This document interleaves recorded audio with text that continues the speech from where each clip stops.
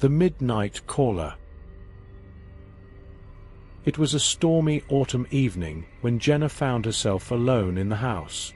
Her parents had gone to an anniversary dinner, leaving her to babysit her younger brother, Timmy, who was fast asleep upstairs. Jenna had planned a quiet night, curled up with a book and a cup of tea. As the rain pelted against the windows, the phone rang, startling Jenna. She hesitated for a moment, then picked up the receiver. "Hello," she said, her voice a bit shaky. There was no answer, just static on the line. She frowned and hung up, dismissing it as a prank call. She settled back into her chair, trying to shake off the uneasy feeling that had settled over her. A few minutes later, the phone rang again.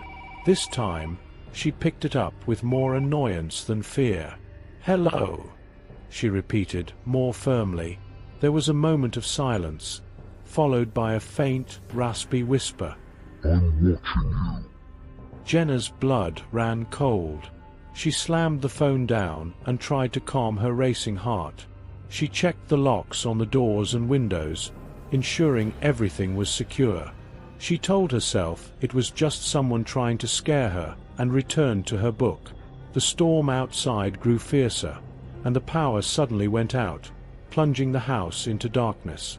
Jenna fumbled for the flashlight she kept in the kitchen drawer, her heart pounding in her chest. She found it and switched it on, the beam cutting through the inky blackness.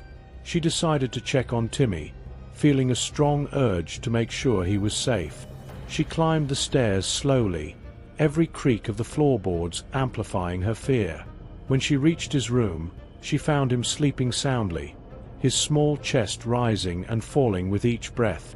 Relieved, Jenna turned to leave, but the phone rang again, echoing through the dark house. She hurried downstairs to answer it. "Who is this? What do you want?" she demanded, trying to keep her voice steady. The same raspy voice replied, "I'm inside the house." Jenna's heart skipped a beat. She dropped the phone and looked around, her flashlight beams sweeping across the empty rooms. Panic set in as she realized she was truly alone and whoever was calling her was close. She ran to the front door, intending to leave and get help, but the door was stuck. No matter how hard she pulled and twisted the knob, it wouldn't budge. She felt trapped. The phone rang again. Jenna didn't want to answer, but she couldn't ignore it. She picked up the receiver with trembling hands. "Why are you doing this?" she whispered, tears streaming down her face. The voice laughed, a chilling sound that sent shivers down her spine. "Because I can." She heard a noise upstairs, like a door creaking open. Fear for Timmy overwhelmed her, and she sprinted up the stairs, clutching the flashlight and the kitchen knife she had grabbed earlier. She burst into Timmy's room, but it was empty. The window was wide open, rain pouring in and drenching the floor. "Timmy!" she screamed, her voice breaking. She searched the room frantically, but there was no sign of him. The phone in her hand crackled to life again. "Looking for someone?" the voice taunted. "Where is he? What have you done with him?"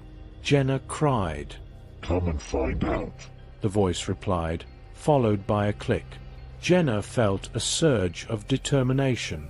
She wasn't going to let this maniac hurt her brother.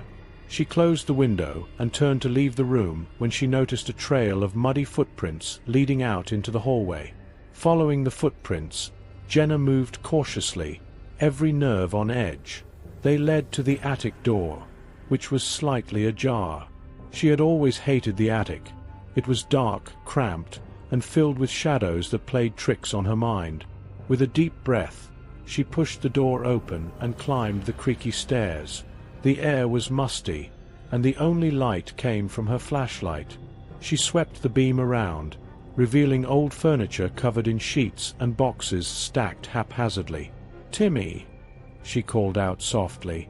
There was no answer.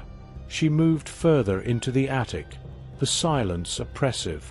Suddenly, she heard a faint whimpering sound. She followed it to a corner, where she found Timmy tied up and gagged, his eyes wide with fear. "Timmy," she whispered, rushing to untie him. "It's okay, I'm here." As she freed him, she heard footsteps behind her. She turned, knife in hand, to face a tall figure shrouded in darkness. The flashlight beam revealed a man with a twisted grin, his eyes gleaming with malice. "You shouldn't have come up here," he said, his voice the same raspy whisper from the phone.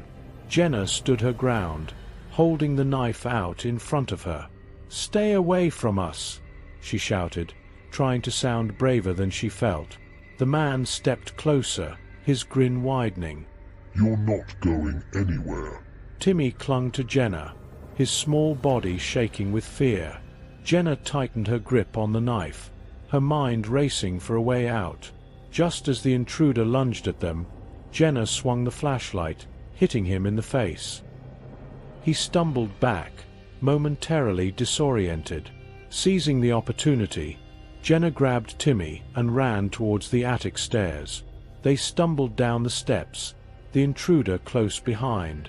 Jenna slammed the attic door shut and wedged a chair under the doorknob.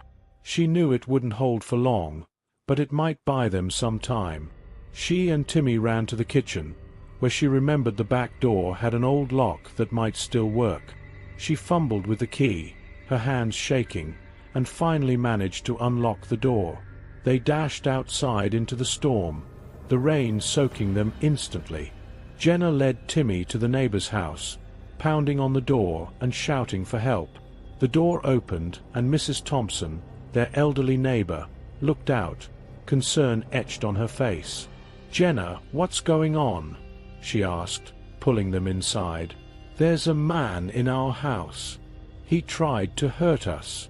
Jenna cried, her voice breaking.